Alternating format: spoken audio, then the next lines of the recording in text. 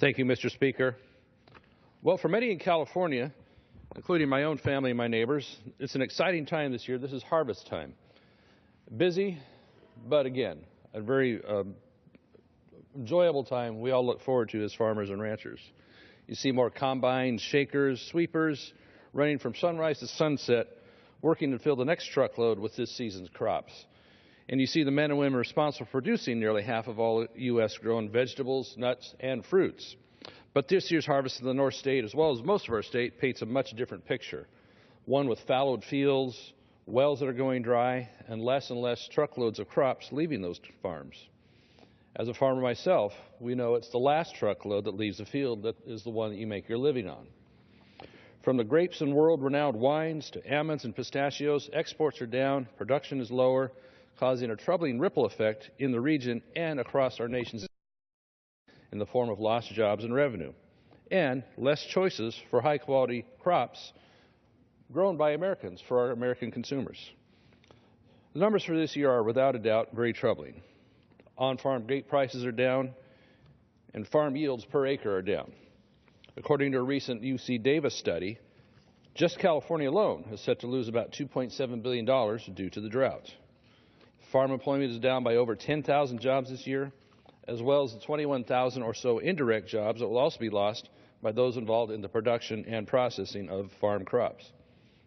Labor income is estimated to fall by at least $716 million, being replaced by an already troubled and strapped unemployment.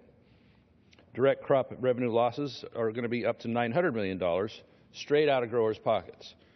In addition, the rice harvest is expected to cover only 375,000 acres, down from a peak number of 560,000 acres. The almond supply is expected to decrease by 4%, potentially losing market share to foreign interests. California dairy production is down by at least 3%, costing an estimated $250 million, a number that has shown significant increases in other states as well this year.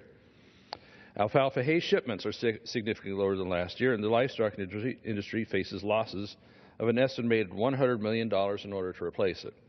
Mr. Speaker, these are real numbers that are not only set to get worse.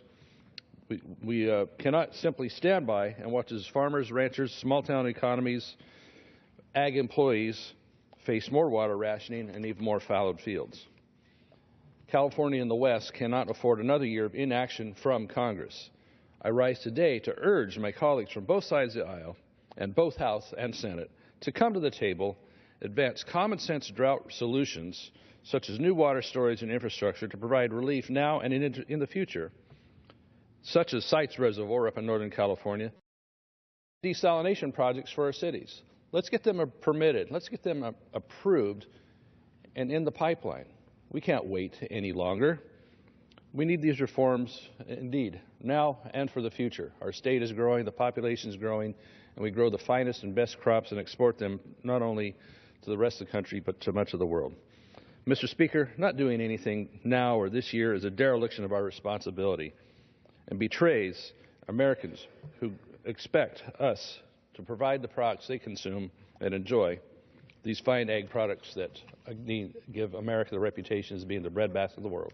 Let's just do it. I yield back.